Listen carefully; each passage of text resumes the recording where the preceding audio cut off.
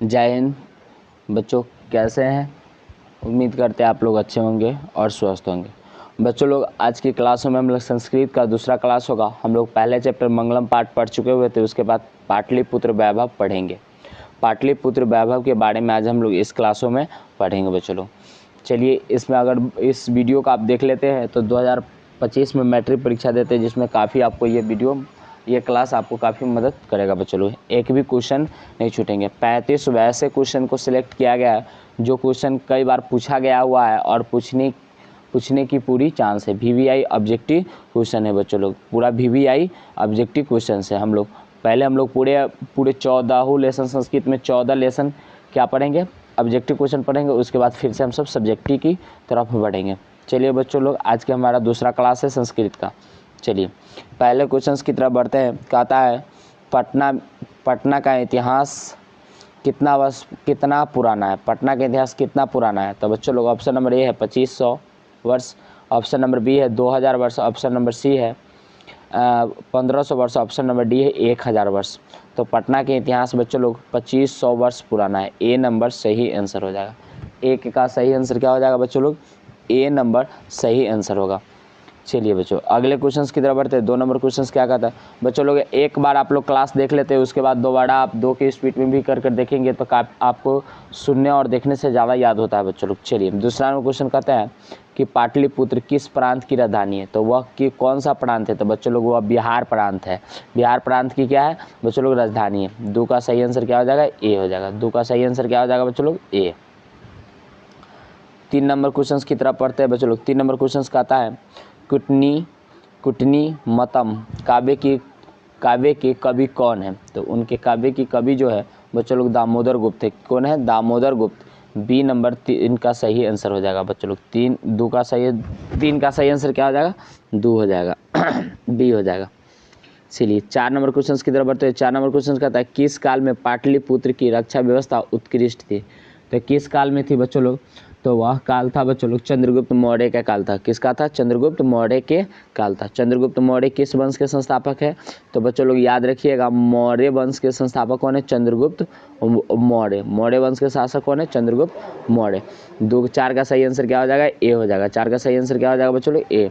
चलिए 5 number question की तरफ बढ़ते हैं। 5 नंबर क्वेश्चन कहता है बच्चों लोग, 5 नंबर क्वेश्चन कहता है बच्चों लोग सिखों के 10वें गुरु कौन थे? तो सिख के 10वें गुरु कौन थे? गुरु गोविंद सिंह थे। कौन थे बच्चों लोग? गुरु गोविंद सिंह। सी नंबर 5 का सही हो जाएगा। जिनका जन्म स्थान पटना में होता है उनका गुरुद्वारा भी पटना में। सिख के प्रथम गुरु अर्जुन देव थे बच्चों लोग, याद रखिएगा। सिख के 5वें गुरु अर्जुन देव थे और 10वें गुरु कौन थे? गुरु गोविंद सिंह थे, जिनका गुरुद्वारा कहाँ पर है? पटना में बच्चों लोग। चलिए अगले क्वेश्चन की तरफ बढ़ते हैं। 6 नंबर क्वेश्चन कहता है बच्चों लोग पाटलिपुत्र वैभव पाठ में किस शहर का वर्णन है? तो बच्चों लोग वो पटना शहर के वर्णन है। किस शहर का वर्णन है? पटना शहर का वर्णन है। 6 का सही आंसर क्या हो जाएगा बच्चों लोग? सी हो जाएगा। 6 का सही आंसर क्या है? सी होगा।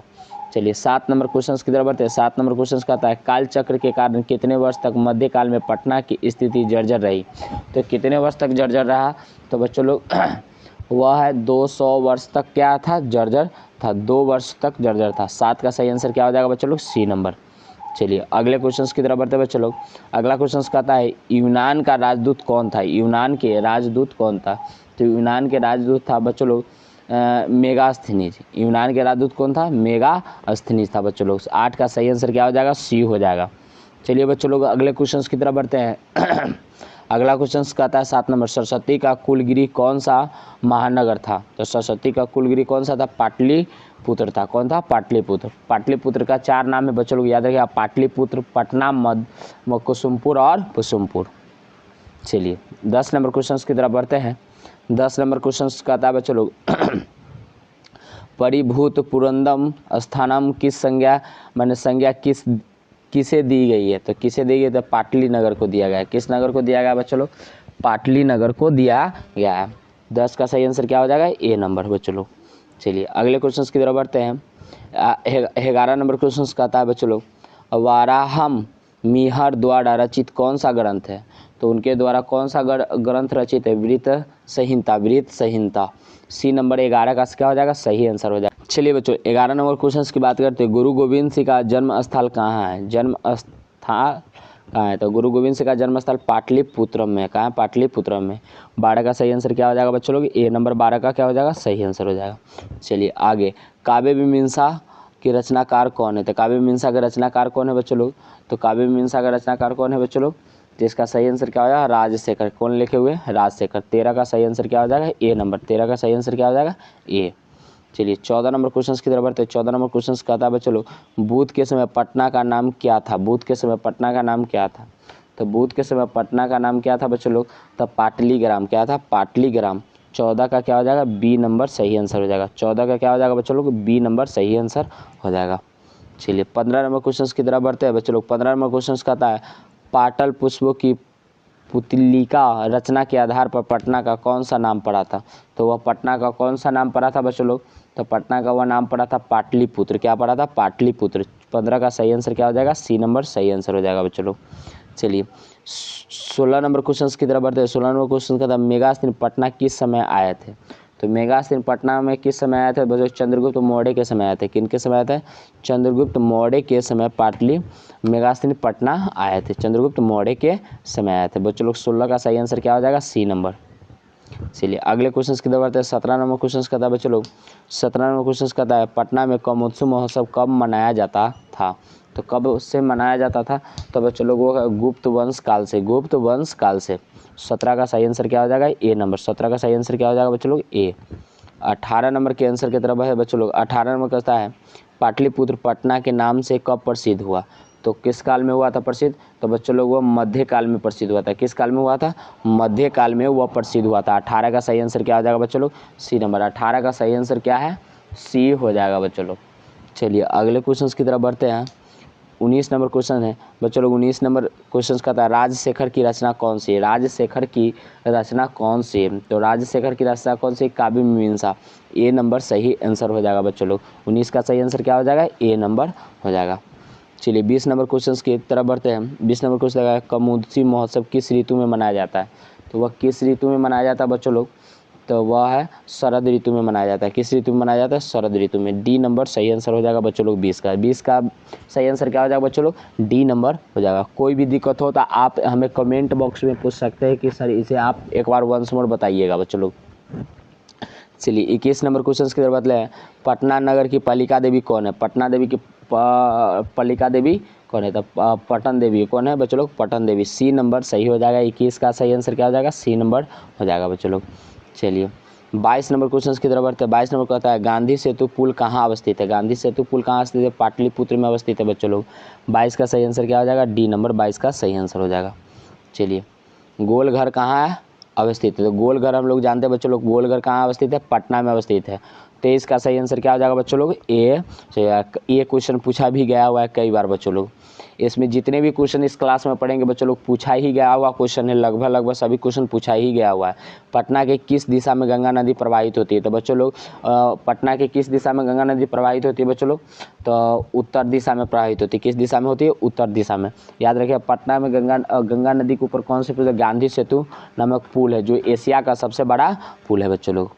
चलिए 25 नंबर क्वेश्चन की तरफ बढ़ते हैं। 25 नंबर कहता है, किस काल में पटना का नाम पाटलीग्राम था, तो किस काल में पटना का नाम पाटलीग्राम था, तो बच्चों लोग वो किस काल में हो जाएगा, तो बुध के समय। किसके, बुध के समय था। 25 का सही आंसर क्या हो जाएगा, ए नंबर सही आंसर हो जाएगा बच्चों लोग।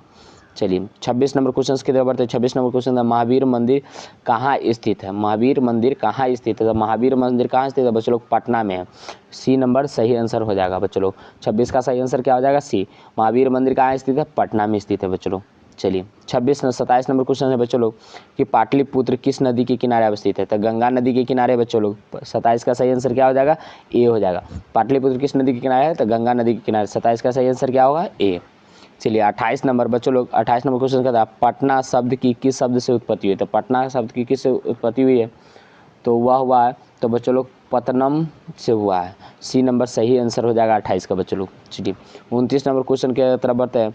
पाटलिपुत्र का नामांतर क्या है, तो नामांतर क्या है, पाटलिपुत्र का नामांतर क्या है, तो इसमें से हो जाएगा बच्चों लोग कुसुमपुर। क्या हो जाएगा, कुसुमपुर।